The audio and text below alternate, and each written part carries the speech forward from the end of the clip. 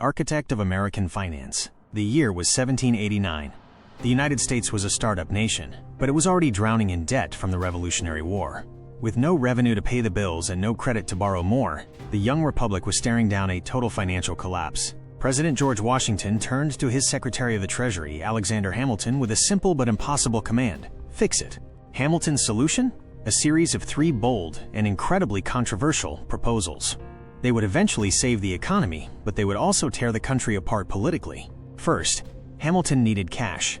He proposed new taxes, specifically on distilled spirits. It worked. The money started flowing in, but it infuriated farmers and distillers, eventually sparking the Whiskey Rebellion. Second, he tackled the nation's credit. Hamilton wanted the federal government to consolidate all war debts and, in his most polarizing move, assume the debts of the individual states. Opponents were outraged. They argued this was a massive handout to wealthy speculators who had bought up war bonds for pennies on the dollar. They saw it as a wealth transfer from the taxpayers to the financial elite. But by the summer of 1790, Hamilton got his way. The effect was electric. U.S. securities tripled in value, and for the first time, the world saw the United States as a safe bet. But Hamilton wasn't done.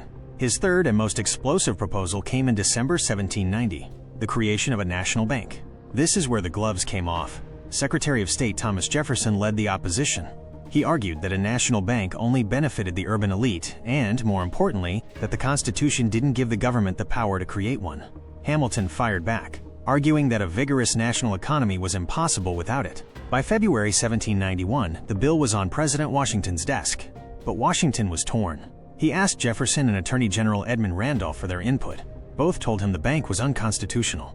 On February 16th, Washington handed their reports to Hamilton and basically said, "Your turn. Defend this." Hamilton stayed up nearly all night. On February 23rd, he delivered a massive, exhaustive defense of the bank's constitutionality. Washington spent 2 days weighing the arguments, Hamilton's vision versus Jefferson's caution. Ultimately, Washington found Hamilton more persuasive. On February 25, 1791, exactly 235 years ago today, he signed the bill into law. That stroke of a pen changed everything. The fight over Hamilton's plan didn't just build a bank, it built the first American political parties.